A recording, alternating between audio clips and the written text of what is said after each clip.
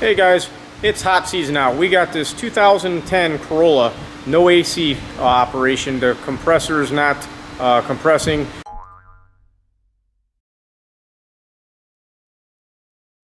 It was evac'd and recharged, and it didn't have any change in the operation of it. So we wanted to get the scope out to make sure that the compressor is working properly. Using our scan tool, we can go in here and command it. They call it the magnetic clutch relay, but this is really an internal solenoid that controls the AC. Down here, I have probed in. I have on the green wire to the compressor, I have a piercing probe to a wire that was already probed. Insulation was already broken down there, so I just piggybacked on that. And I also have my low amp clamp on there. We're looking for about 900 milliamps of current to run this system. So if I go start the vehicle,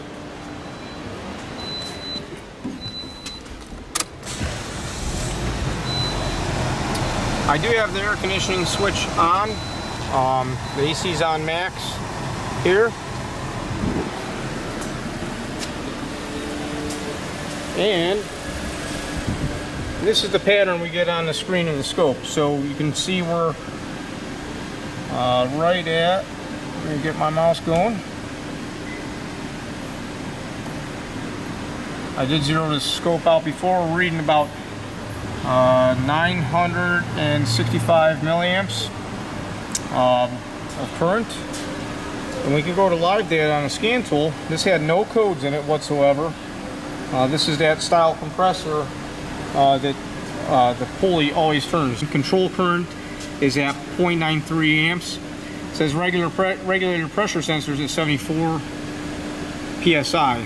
But at this point, being that we do have control of the compressor, the amperage and the pulse width duty cycle there, that's 12 volts to ground. I think it needs compressor. We'll go back here and then under the active test of the scan tool, back to that magnetic clutch relay. Get this set up so you guys can see.